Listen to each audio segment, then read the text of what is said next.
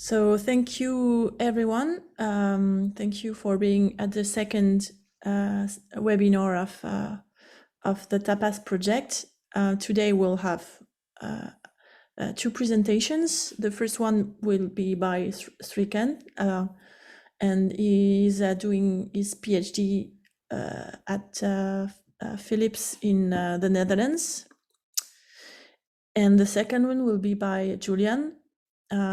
He's doing his PhD at the IDIAP lab. And so we can start with your presentation, Srikanth, if Yeah, you can sure. share your slides. If you want also to add something to what I said, it's okay. Yeah. Can you see my screen now? Yes. Okay. Yeah. So hi, I'm Srikanth Nallanthighal. Just a moment. Yeah. So I'm a Marie Curie PhD fellow working in Philips Research, and I'm also enrolled as a PhD student in Radboud University. My supervisors are Aki Harma from Philips Research and Helmer Strick from Radboud University. I'm the ESR4 of the TAPAS network. The topic of my PhD has been centered around respiratory health sensing from speech. Before I get into the respiratory part, I would just introduce the physiological aspects of speech. Speech, as you all know, is a complex behavior. It involves various systems like cognitive system, respiratory system, muscular system, etc. Cognitive system because we need to have a language model ready and a logic or planning for speaking. Respiratory system, often not realized, but is the basis for speech production. We inhale a gulp of air, and while exhaling, we articulate speech. And muscular system, because we need to have all the muscles involved in phonation and articulation working fine. Not just in phonation and articulation, but also the movement of diaphragm for the air to come out for speech. That's also related to the muscular system. For all this, there need to be a perfect synchrony among all the systems, and any lapse in the synchrony among various systems will lead to a disorder, which will be manifested in one's speech. For example, if there's a dysfunction of neurological processing, it would lead to language disorders like dementia, Parkinson, etc. And if there's a dysfunction of excitation or articulation, it would lead to speech disorders like aphasia, dysarthria, etc. So hence speech could be seen as a good pathological indicator, and the major advantages is it's non-invasive, it's cost effective, it's easy to collect speech recordings, and remote health monitoring like telehealth services are possible. In these services, usually a person wears a wearable pendant or a watch, and in case of any emergency, they just press on a button and they connect to a customer service, and they usually talk to the customer service agent. And all these conversations with the agent could be recorded and be analyzed later. For example, using these conversations, we can detect certain conditions based on content of speech or paralinguistics or conversational behavior. Certain conditions like aphasia, dementia, depression, etc., can be detected. And based on the problems with speech production, dysarthria, Parkinson can be detected. Also, respiratory conditions such as COPD, asthma, COVID-19 can also be detected from speech. Here, I would introduce the relationship between speech and respiration. Speech and respiration are highly interdependent, mainly because the source organ for both is the same, it's the lungs. Every time we speak, we inhale a gulp of air into our lungs, and while exhaling, we control the flow by applying some pressure at the glottal area and articulate speech. And humans have somehow mastered this utilization of lungs over evolution. Not just during evolution, but also there's quite a lot of morphological change from a child to an adult with regards to the vocal tract. Anyways, speech can be visualized as a systematic outflow of air based on the linguistic content and prosodic features of the utterance. I say linguistic content because if there are too many vowels or too many fricatives, for example, we tend to lose air faster and will be in a necessity to breathe in again. Similarly, based on prosodic factors like speaking loud, etc., we would also lose a lot of air. So but to establish this relationship between speech and respiration, we need speech breathing models, which do the breathing analysis for speech. And again, the advantages of designing speech breathing models is that we can passively monitor respiration from conversational speech. And by doing this, we can compare the respiratory parameters like breathing rate and lung capacity. Breathing difficulty could be detected, like shortness of breath detection. And these could be used in long-term trends in chronic lung diseases like COPD and asthma. So this would be my first topic. Here it's deep sensing of breathing signal from speech. Here we developed a model for sensing breathing signal directly from speech. And this work is one of the first few studies in sensing breathing signal from speech. And it's published in two major conferences, InterSpeech and ICASP. And we got wide attention for this in the speech community. But for building such a model, we need a database of respiratory signal with speech. For that, we collected a database of 40 healthy volunteers in 5 different protocol speech tasks. For this, we used 2 respiratory inductive belt sensors, one over the chest and one over the abdomen. These measure the expansions and contractions of chest and abdomen, which is a breathing signal. And also we recorded speech using a microphone. The protocols that are used is a general conversation, which records non-linear speech. Second is the paragraph readout, wherein a phonetically balanced paragraph is read out by the participants. Third is a prolonged vowel sounds. Fourth is normal breathing pattern to understand the resting breathing. Fifth is paragraph readout after exercise. So we ask each of the subjects to do a little bit of exercise like climbing up and down the stairs or push-ups. And when they get exhausted, they read the same paragraph. So now we have speech recordings of people. I mean, the readout paragraphs recordings of people in their normal state and when they are in a kind of exasperation. This was used in one of the studies that I would discuss later. Yeah. Uh, and respiratory inductive belt sensor gives the ground truth values of breathing signal during speech. As you can see here, signal is a complex signal, and it's not very evident to understand its correlation with breathing signal. However, the underlying relation is dependent on the linguistic content of the speech and its prosodics, like I discussed earlier. And modeling such relationship is a challenging problem and hence wasn't much explored earlier. However, deep learning techniques enable us to learn this relationship. Um, this is the central idea behind behind designing the model for sensing breathing signal from speech. Here we train a deep learning model by mapping speech signal with the measured breathing signal. For that, we do a audio spectral analysis on speech signal, convert them into spectrograms or log-mel spectrograms, and map them with the measured breathing signal, which is a ground truth value. And by training this deep neural network, we then use test speech signal samples to estimate a breathing signal. And we compare the estimated breathing signal with the actual measured breathing signal. So we've investigated different parameters for better estimation, and the metrics for evaluation were the following: the mean squared error, correlation between the estimated breathing signal and actual breathing signal, and also comparing the respiratory parameters such as breathing rate and tidal volume. We explored different neural networks like the architectures like convolutional neural network architecture and recurrent neural network architecture. And we compared different spectral representations as an input for speech, like spectrograms and log-mel spectrograms. And also we had to investigate different time window lengths while mapping. So we used 2 seconds, 4 seconds, and 8 seconds time windows. And also we had to investigate different cost functions for effective estimation. So we use traditional mean square error loss function, Berhu loss function, and correlation loss function. Berhu loss function is a specific loss function. It's a opposite of Huber loss function. It's pretty much robust. It's used for robust regression problems by integrating the advantages of both the L2 norm and L1 norm.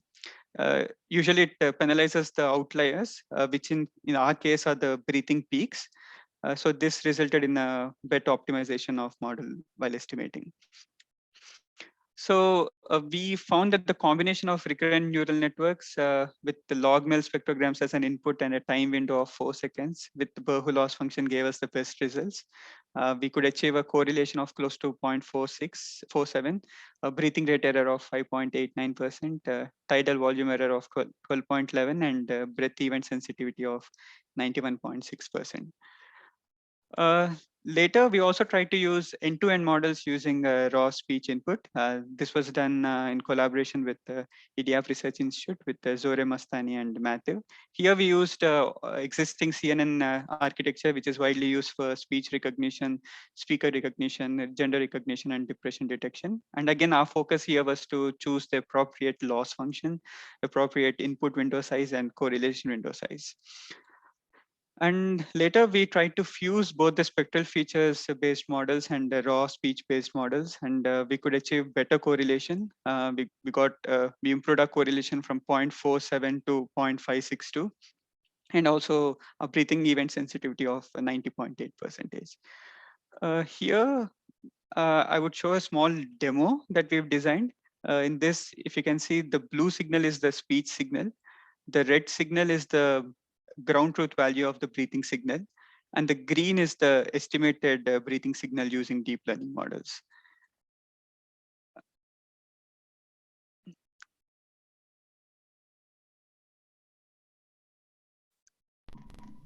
Others have tried to explain the phenomenon physically. Aristotle thought that the rainbow was caused by reflection of the sun's rays by the rain. Since then, physicists have found that there is no reflection but refraction by the raindrops which causes the rainbows.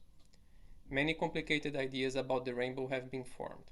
The difference in the rainbow depends considerably upon the size of the drops, and the width of the colored band increases as Yeah, so as you can see, the prediction was pretty good. others have tried to explain the Usually at the peaks. So the breathing rate sensitivity was quite higher compared to the, though the correlation and mean square error values were lesser, we could get higher breathing rate sensitivity. So these models were pretty good for estimating the breathing rate and others.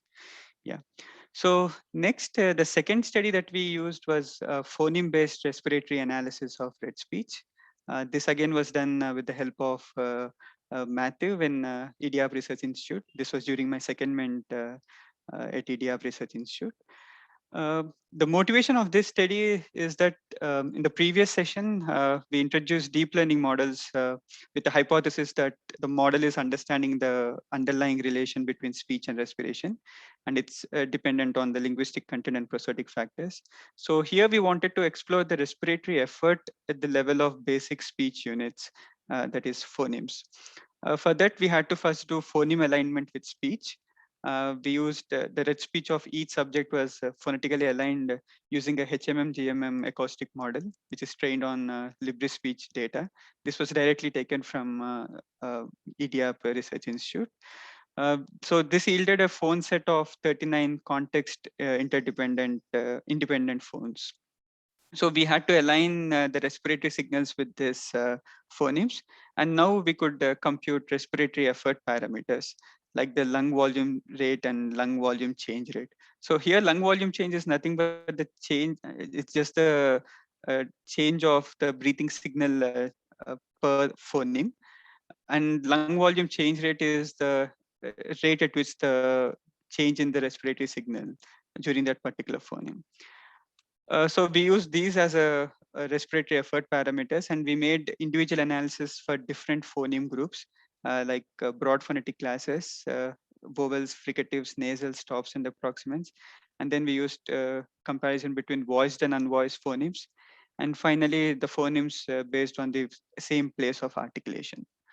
So uh, here, as you can see, the fricatives have highest respiratory effort, followed by vowels. And this can be justified as fricatives are produced not through a complete closure, such as stops, but by creating a partial obstruction of the air stream. So this forced airflow results in higher rate of lung volume change. And next, here we could again see when the comparison between voiced and unvoiced is done. Unvoiced phonemes have a higher respiratory effort than voice. This again is because of the constriction of the glottis by voiced phonemes. This results in smaller lung volume changes compared to unvoiced phonemes. And finally, we also made a comparison for based on the place of articulation. And here, as you can see, all vowels, alveoles, palatals, retroflex are voiced phonemes and thus have lower respiratory effort. And the glottal phoneme has the highest lung volume change and lung volume change rate. And the glottal phoneme in English is the fricative H kind of thing. Yeah, so here the conclusion is we could study the relationship between linguistic content and respiratory effort, and it is possible to obtain this respiratory information at the level of individual phonemes. Also, we could actually predict the respiratory bell signal directly from speech using deep learning techniques, and by combining the predicting breathing signal and phoneme related analysis, we can actually use this combined approach in various tasks such as diagnosis and monitoring for pathological speech uh, assessment, and also for real-time feedback for non-native speakers while they're learning a language at a phoneme level. Yeah. And next, the next study that we did was based on respiratory difficulty.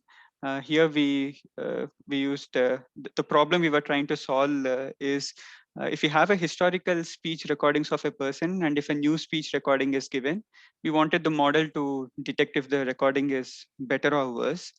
For example, for respiratory conditions, shortness of breath can be tracked over multiple recordings. And by doing this, we can understand whether a person is improving in this condition or declining in this condition. This is very relevant, especially for diseases like COVID-19 or chronic lung diseases like COPD. And the data that we used for this particular study was the fifth protocol that I introduced earlier, which was making a person do a little bit of exercise and then recording his red speech. So we were comparing the healthy usual red speech with the red speech after doing an exercise. And for this we used a deep learning architecture called Siamese networks, which is based on metric learning. So here the model learns the embeddings by clustering both conditions and uses a special function called contrastive loss function to classify. And by doing this, we could achieve an accuracy of 74.04%. And we observed that for longer recordings, accuracy was improving.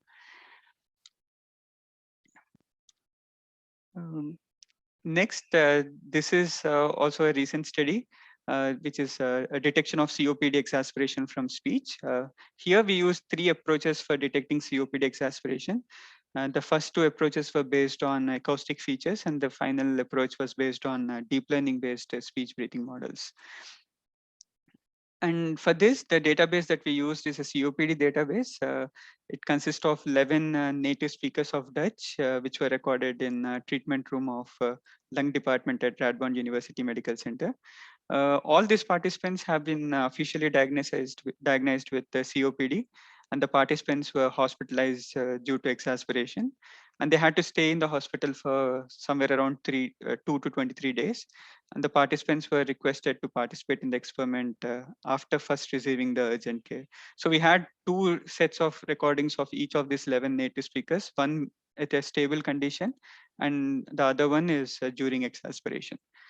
Apart from that, we also compared 5 recordings of 5 healthy speakers from a different corpus. And this we used to compare with the COPD patients. The recordings were made by using 2 Realitech microphones. In the protocol, we have both the sustained vowel and the red speech, but for these experiments, we used just the red speech protocol. So the first approach is a statistical approach for feature selection for COPD exacerbation. For this, we used a standard set of features: mean intensity, mean frequency, pitch variability, mean center of gravity, form and speaking rates, syllable per breath group, jitter, shimmer, and HNR.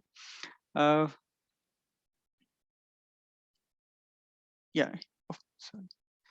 So to analyze how various acoustic features differed for COPD patients in exacerbation and stable condition, a one-way multivariate analysis of variance is used. It's popularly called as MANOVA to understand the effect of each of these speech features. We found that shimmer and its perturbation coefficients were more relevant for this classification. And we found that they are significantly increased in exacerbation conditions. And this could be because of insufficient and unstable pulmonary support for speech during exacerbation. Um, Later, we also used open smile features with SVM as a classifier. For that, we used 3 different sets. The first one was a compare feature set. The second one was a Geneva minimalistic and acoustic parameter set, GMAPs, and the third one is the EGMAPs. And we could achieve a accuracy of 75.12%. And finally, we were also trying to use speech breathing models that I discussed earlier for estimating breathing parameters. And we were using breathing rate as a parameter to identify whether understand whether there's a difference between different conditions. As you can see here, there's a clear distinction between the healthy and COPD patients. But also among stable and exacerbation, we can see that the breathing rate for exacerbation is higher. Hence, we could use speech breathing models to estimate breathing directly from this COPD patient speech. And that could be used to understand whether they have an exacerbation condition or a stable condition. So to conclude on this study, we used a statistical approach, and found that shimmer and its perturbation coefficients are much more relevant for classification. Second, we also used open smile features and found that accuracy of 75.12% can be achieved. But we also found that a smaller feature set, EG maps with just 88 features, could also give us comparable results. And finally, we could establish that speech breathing models directly could be used for estimating breathing rate, and that could be used for identifying exacerbation condition. Yeah, this concludes my different studies. I'll be happy to answer your questions. Thank you very much for your presentations. Are there any questions? Thank you very much, Srikanth. Mm-hmm. May I ask a question?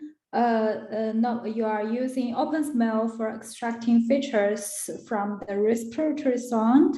So may I ask what's the sampling rate of your audio waves? It's 8 kilohertz.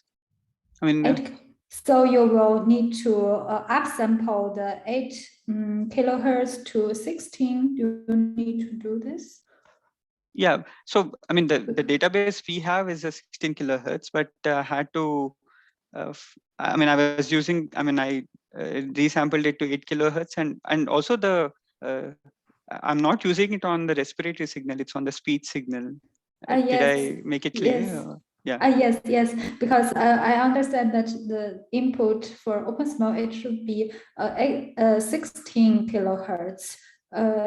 Is it possible to fit 8 kilohertz data into OpenSmell? I think so. I didn't have that problem while doing, or maybe that was like the first step when I was using it. I mean, I used it as a direct, I use it as a direct thing from the GitHub repository, so I didn't really see that. But I guess it automatically changes in the very first step. Okay, I see. Maybe I did some mistakes. Thank you. Yeah, no problem.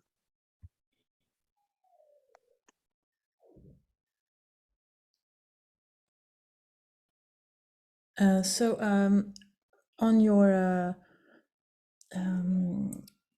on the categorization of phonetical classes, you know, when you analyze the nasals and etc. with the in correlation with the breath, was there any significant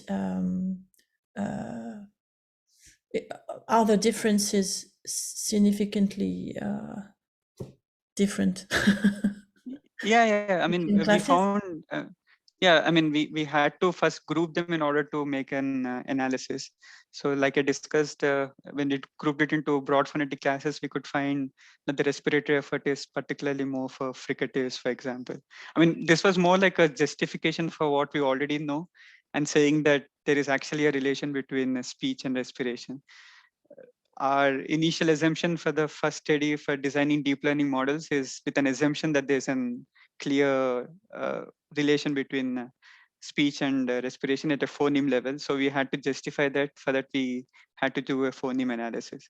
And most of the, I mean, the results, if you see, these are pretty much in, I mean, these are pretty much in place with what actual things are, I mean, with the literature as such. For example, fricatives have more respiratory effort. That's more like a fact. And that's what we were also trying to justify. And also unvoiced vowels, for example, or unvoiced phonemes have higher respiratory effort than voiced. That's more like a fact, but we're also trying to clarify that using this method. Mm. Okay. Are there other questions? Yes. Srikanth, I wanted to ask you about the respiratory features and the phonetic analysis that you did. Now that you know the relationship between the phonemes and the respiratory features, do you think it is possible to construct speech from just respiratory features? Can we do a respiratory features to text in some way? Do you think that's a possibility? That could be a possibility, because I see there are certain studies on whisper related stuff wherein mostly it's not the direct speech they get, but it's again that these are basically speech signals, but just the whisper. But essentially what I feel is it's more about recording the outflow, and then based on that they're trying to construct speech. So yeah, maybe on long shot also breathing signal could be used if there's an accurate mapping between each of this phoneme and respiratory signal. But yeah, that's possible, but we need a huge data set for that to be that accurate, I guess. Okay, yeah. Thank you. Thank you, Srikanth. Maybe maybe Abdesalem has.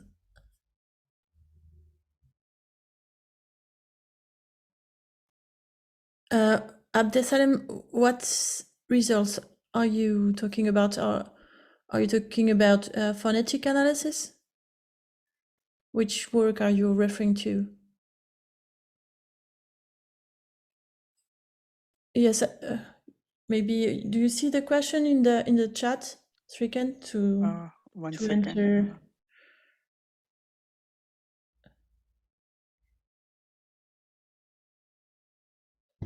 It's it was just wondering about the accuracy results. The results for breathing parameters, is it, or breathing for the correlation with the phonetic classes?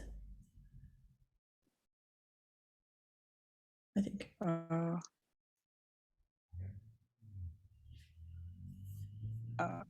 I mean, validated in the sense here we also have the ground truth breathing signal. So we already compute the breathing rate or lung capacity. I mean, tidal volume using the using the ground truth value. So we validate the estimated breathing value with that.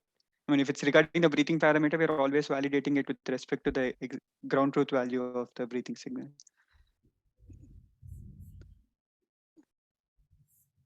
Does it answer your question, or maybe you can have a offline conversation about this?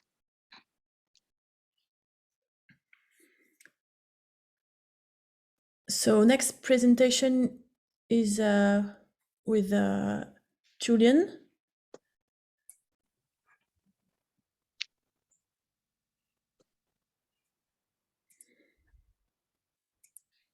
Okay, can you see my screen? Yes. Okay, the cursor as well? Yes. Good.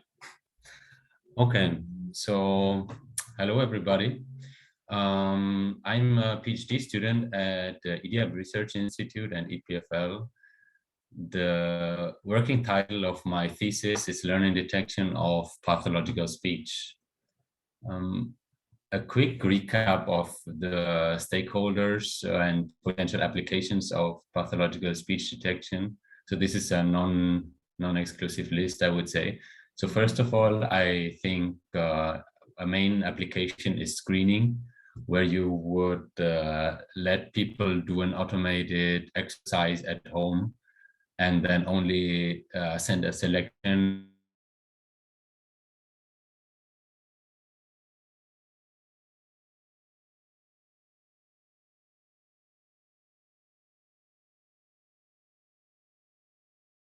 recently, like when interviewing for jobs, is that the pharma industry is interested in using these technologies to validate the success of their medication. Then, of course, there's also individuals that would like to know the onset of and offset of certain disease, because the symptoms are usually not static.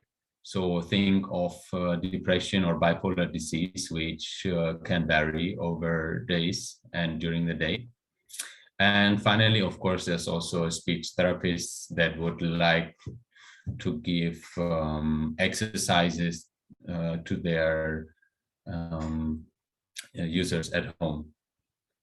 Now, for my thesis, I have grouped my work into so far 2 chapters, and there's a 3rd chapter yet to be finalized. But the first chapter is on inducing knowledge into raw waveform CNNs, which I will go over in a more summarized way today. And the second chapter, I will show one detailed work on. So let's start with the first chapter. So one work we did was on pre-training CNNs to induce phonological knowledge, where we train CNNs to predict articulatory features of 4 categories, which are manner, place, height, and vowels. And just to give some details on what this means is that, as you can see in the table here, the phonological representation usually used in speech recognition is phonemes. So for every phoneme, there is a mapping to every of those 4 categories. So for the phone A, in terms of manner or degree of constriction, it would be vowel, the place of constriction is back, the height of the tongue is low, and in the vowel category is a 1-to-1 mapping. Whereas for B, the manner of constriction is a voice stop, the place of constriction is label, the height of the tongue is max, and in the vowel category, it is just considered a consonant. So basically, we trained 4 different CNNs, and based on the problem at hand, fine-tuning on a different data set would give you better performance, as we have shown for sleepiness estimation. And based on the problem, it works better or worse, but that has to be proven empirically, of course. Other problem-specific learning guidance that we have experienced during my work in a very, very simplified way could be that for Alzheimer's, we discovered that overall kernels yield better performance. As for Alzheimer's, we investigated using, instead of raw waveforms, filtered raw waveforms. So we extracted, for example, source information, and that improved the performance. And for breathing parameter estimation in Parkinson's disease, we also experimented with pre-filtering to extract source or glottal information, and got better performance when using filtered signals than non-filtered signals. Moving on to the second chapter on utterance verification-based pathological speech intelligibility assessment. Overall, speech intelligibility is measured in the context of telephone speech transmission, hearing aid research, and speech synthesis. And in the context of pathological intelligibility assessment, it is used for example, for surgery assessment, oral surgery assessment, can be used by therapists for disease progression, and by therapists to monitor the progress of a speech therapy.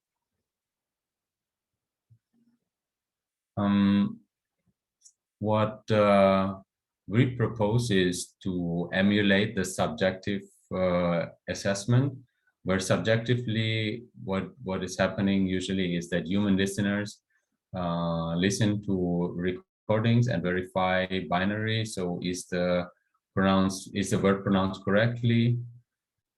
And the intelligibility score would be the percentage of intelligible words.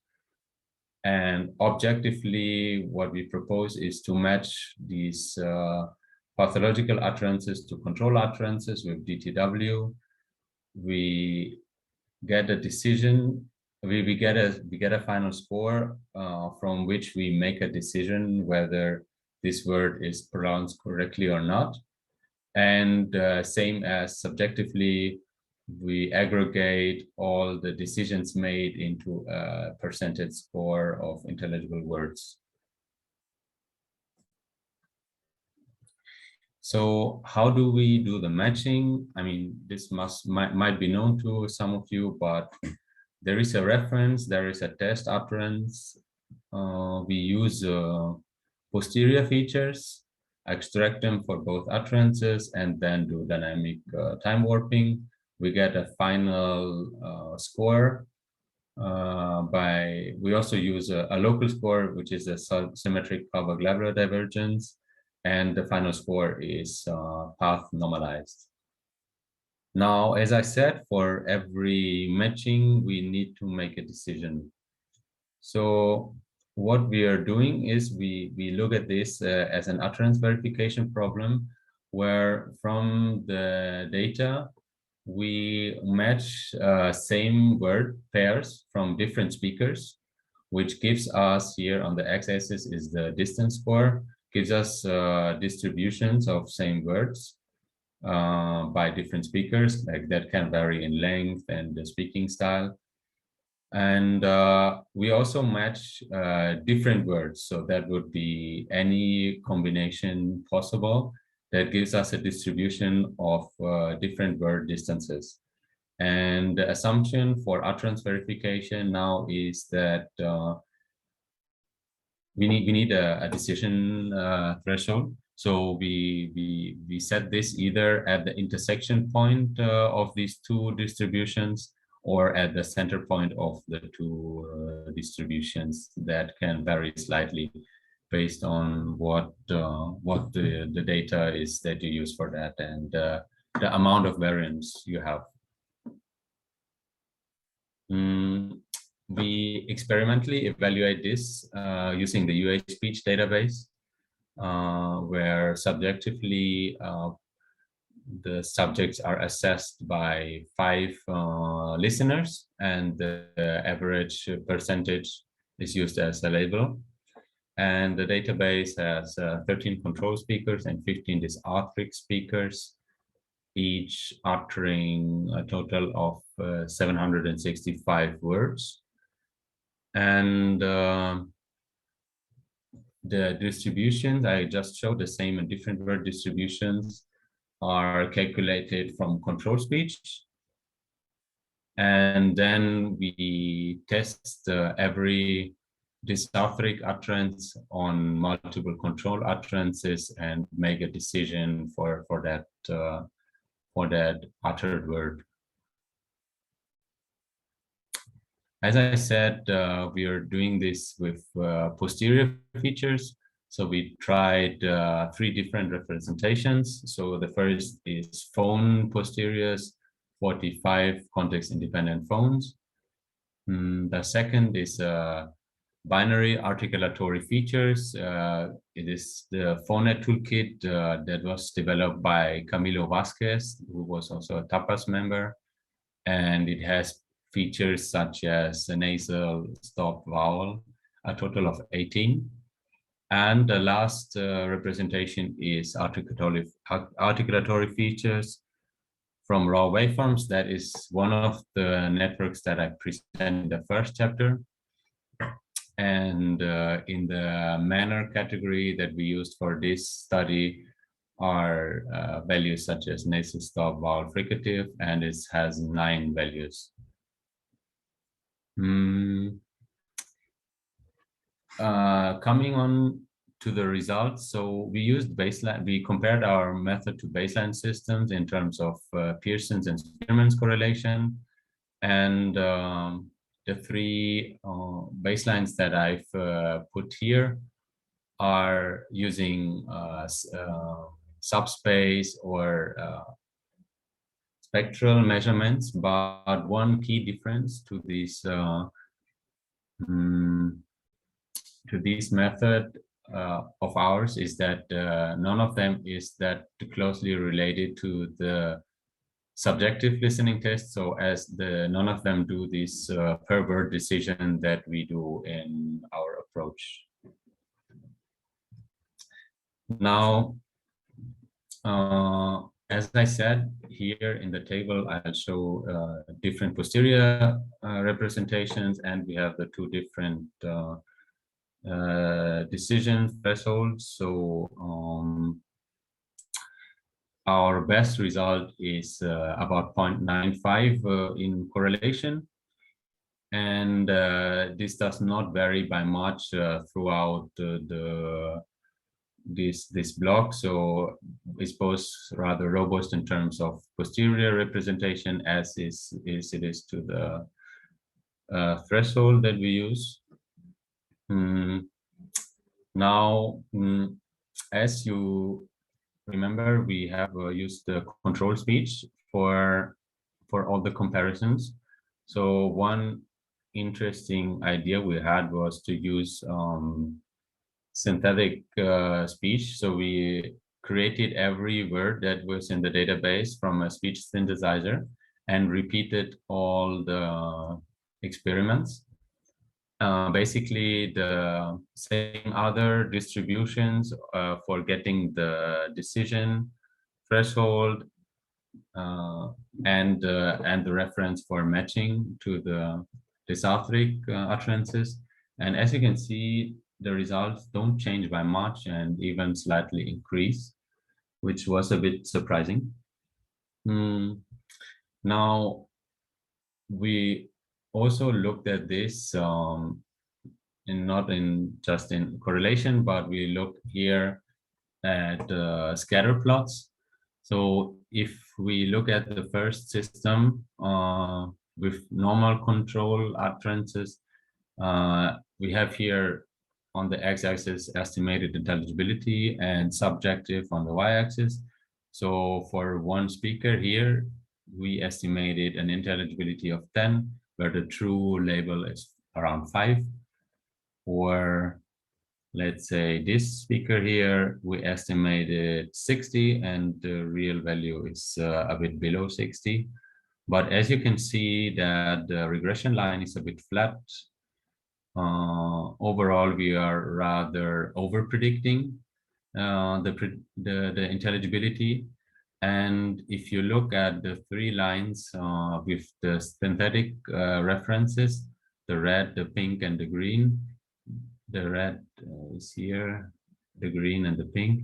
So for example, for the red speakers, these crosses here, as you can see, our predictions start at 50 for somebody who has a subjective intelligibility of less than 10.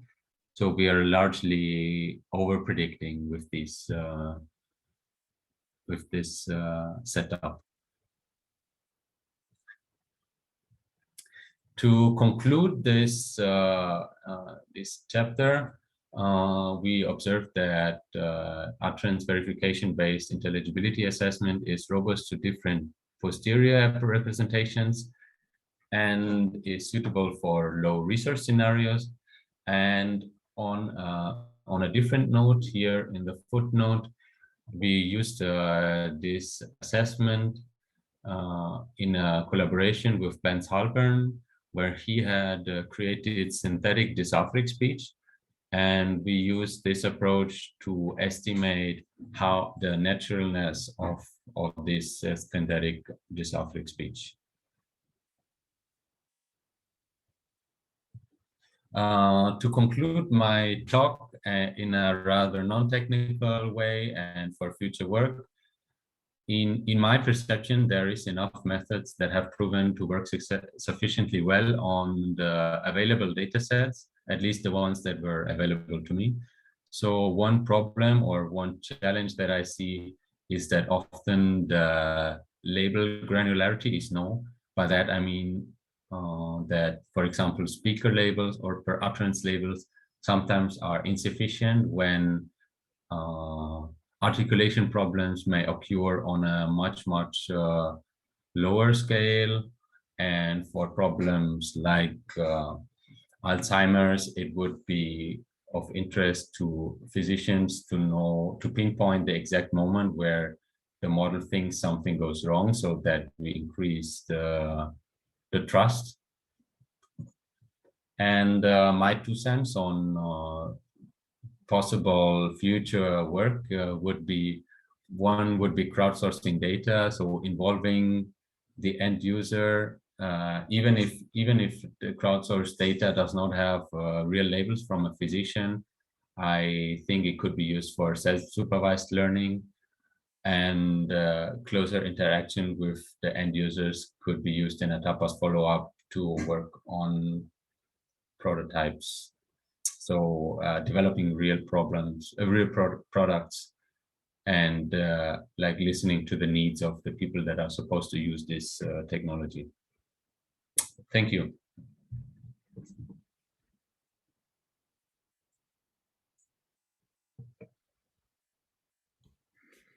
Thank you, Julian. Are there any questions for Julian?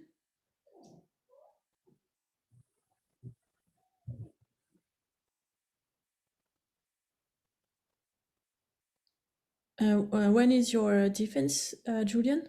That is end of this year, so I have a few months left. Okay, so